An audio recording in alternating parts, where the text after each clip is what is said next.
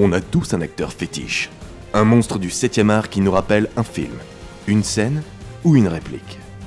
Vous l'avez compris, nouveau concept. Julie versus Léonard, dans un duel épique.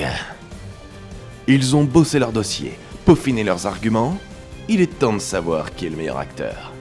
Place au duel entre Meryl Streep et Tom Hanks.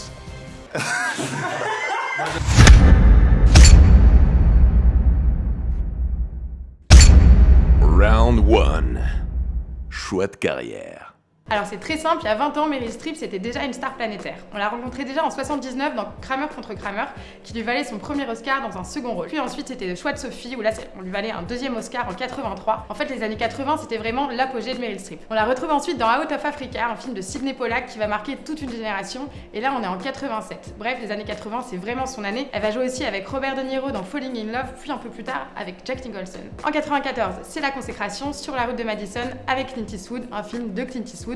On pouvait clairement pas mieux faire. Bref, à la fin des années 90, on peut se dire qu'elle pouvait vraiment prendre sa retraite, une retraite bien méritée, mais c'était sans connaître Meryl Streep. Aujourd'hui, elle a 40 ans de carrière, elle a 68 ans, et pourtant elle a encore plein de films à son actif. Dans les années 2000, on la retrouve dans Le Diable s'habille en Prada, où elle joue une espèce d'Anna Wintour complètement déjantée et très contrôle fric. Puis un peu plus tard, elle gagne son 3e Oscar dans le rôle de Margaret Thatcher avec La Dame de Fer. Enfin, plus récemment, ce mois-ci, on la retrouve dans Pentagon Papers, le dernier Spielberg, avec qui? Avec Tom Hanks, bien évidemment. En tout cas, ça fait quand même 74 films à son actif, donc 41 où elle a un premier rôle, c'est quand même pas mal. Ça fait maintenant 37 ans que Tom Hanks est acteur, et ça fait donc 37 ans qu'il domine le game d'Hollywood. Il s'est mis directement en mode beast, puisque son premier rôle, là où il éclate aux yeux de tout le monde, c'est un film de Ron Howard qui s'appelle Splash, en 1984. Et suite à ça, il tourne dans tous les films cultes des années 90 et 2000. On commence tranquillement pour se mettre en jambes avec le film Le Bûcher des Vanités, qui est une adaptation du roman mythique de Tom Wolfe en 90, donc un film de Brian De Palma. Déjà beaucoup de réalisateurs, et vous verrez qu'il y a énormément de grands réalisateurs dans la carrière de Tom Hanks.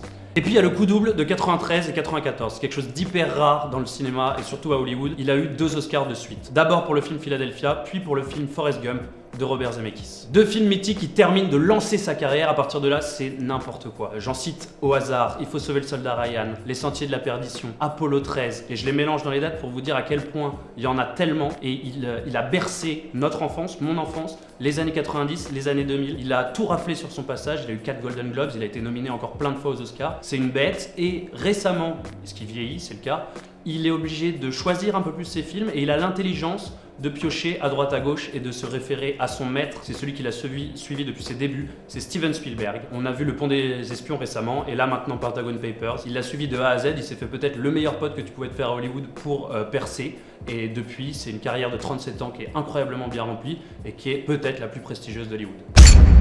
Round 2. Le film culte.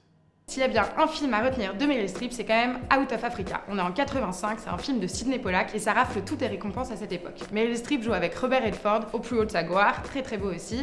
C'est vraiment un film sur une histoire d'amour impossible, le portrait d'une femme aussi libre et indépendante. Bref, c'est que du Meryl Streep. C'est peut-être ce qui fait définitivement pencher la balance pour Tom Hanks, c'est que vous me demandez le rôle de sa vie, je peux pas vous en dire un, je peux vous en dire 1000. C'est peut-être l'acteur le plus culte qui soit. J'en ai oublié, mais des millions dans le rappel de la filmographie que j'ai fait il y a 2 minutes. On avait Arrête-moi si tu peux, Seul au monde. On a tellement de films emblématiques avec que les plus grands réalisateurs, beaucoup de Spielberg, c'est vrai. Mais Tom Hanks, c'est, à mon avis, le plus représentatif, c'est Forrest Gump. D'abord parce qu'il y a l'Oscar au bout, le doublé, c'est une consécration pour un acteur de gagner 2 Oscars de suite. Et puis le film Forrest Gump, ça représente le travail d'acteur de Tom Hanks dans ce qu'il a de plus puissant. Il prend un personnage de l'enfance jusqu'à l'âge adulte, il porte une vraie épopée, et Tom Hanks porte le film à bout de bras avec plein de personnages secondaires hyper attachants. C'est un vrai film qui parle à tout le monde et qui est devenu aujourd'hui mythique.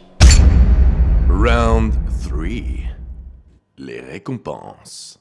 Meryl Streep, c'est l'une des actrices les plus récompensées du cinéma anglophone, avec 3 Oscars, 9 Golden Globes, 2 BAFTA et aussi un prix d'interprétation à Cannes, ce qui est quand même pas rien. Meryl Streep, c'est surtout l'actrice qui a le plus de nominations aux Oscars. Aujourd'hui, avec Pentagon Papers, on compte 21 nominations, dont 17 pour le rôle de la meilleure actrice. Elle détrône ainsi Katharine Hepburn, c'est quand même pas rien. Alors effectivement, sur le plan comptable, ça va être compliqué pour Tom Hanks de lutter avec Meryl Streep au niveau récompense.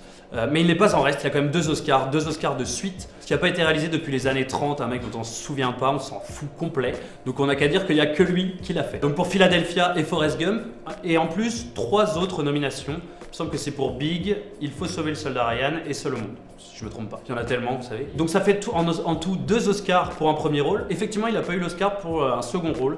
Effectivement, parce que Tom Hanks n'accepte jamais de second rôle, il ne prend que les premiers rôles. Et peut-être la récompense la plus belle de toutes, c'est la médaille présidentielle de la liberté remise par Barack Obama. C'est peut-être pas une récompense de cinéma, mais c'est une récompense pour l'ensemble de son œuvre en tant qu'être humain. Round 4. En dehors du cinéma. Alors il faut savoir que Meryl Streep a fait des cours d'art dramatique à Yale et qu'elle est passionnée de théâtre depuis des années. Alors il faut savoir que Meryl Streep a fait des cours d'art dramatique de Yale et qu'elle est passionnée de théâtre depuis des années. D'ailleurs, on la voit souvent sur les planches de Broadway. Côté série, elle a quand même 6 séries à son actif, dont une Holocaust dans les années 80 qui avait fait grand bruit.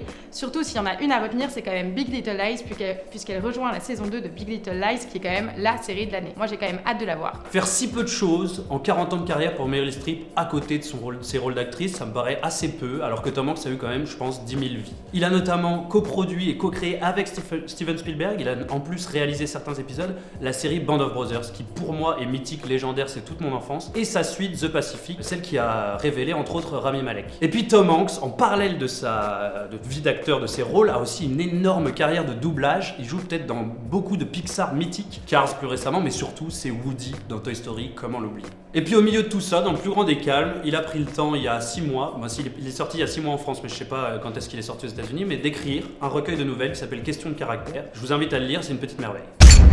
Round 5. Box office. Au box-office, Meryl Streep, c'est 2,8 milliards de dollars dans le monde. C'est énorme vu que c'est une femme. Vous verrez que monsieur Tom Hanks fait beaucoup plus, mais c'est un homme et il se trouve qu'à Hollywood, les hommes tournent beaucoup plus qu'une femme. Bref, c'est une des femmes les plus bankable d'Hollywood et ça, il faut quand même le savoir. Tom Hanks, c'est tout simplement 8,5 milliards de dollars au box-office, record inégalé, inégalable, j'ai juste ça à dire. Round 6. Le petit plus. Pour finir de vous convaincre, il faut quand même savoir que Meryl Streep est écolo. Elle recycle ses chaussures, ses accessoires et ses robes d'un film à un autre. Par exemple, dans Mamma Mia, vous retrouverez les lunettes qu'elle portait déjà dans Le Diable s'habille en Prada et les chaussures qu'elle portait dans Out of Africa, vous les retrouverez aussi dans Les Suffragettes. C'est quand même pas mal. Surtout, le plus grand argument qui vous fera voter pour moi et Meryl Streep, c'est quand même Mamma Mia, le chef-d'œuvre du XXe siècle. Elle joue, elle danse, elle crie, c'est juste phénoménal. Elle partage l'affiche avec Pierce Brosnan, qui était très confus juste avant le tournage et de retrouver Meryl Streep, puisqu'il en a été longtemps amoureux lorsqu'ils étaient ensemble au cours dramatique. Un 007 amoureux de Meryl Streep, ça m'étonnerait qu'on en trouve un aussi amoureux de Tom Hanks. Depuis sa plus tendre enfance, Tom Hanks est passionné d'espace, des étoiles, des planètes, etc. Il a tourné dans Apollo 13, peut-être un des films les plus mythiques sur la conquête spatiale. Et il se trouve qu'en récompense pour tous ses efforts, ces sortes de campagne de propagande pour la NASA lui a offert en cadeau un astéroïde qui s'appelle astéroïde Tom Hanks. Il est donc lui aussi propriétaire d'un astéroïde comme Freddie Mercury et Grégory Le Marchal. C'est pas rien. Voilà, après ce beau duel, il est temps pour vous de trancher et de nous dire en commentaire si vous êtes plus Team Tom, Team Meryl.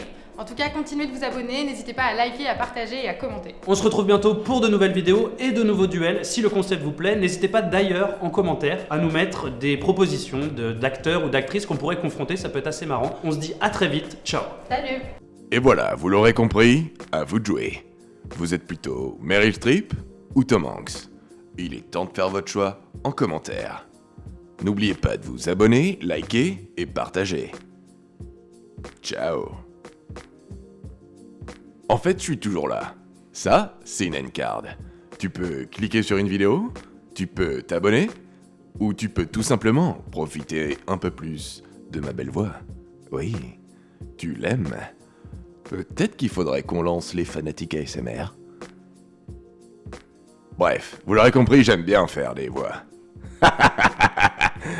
À bientôt pour un nouveau duel épique.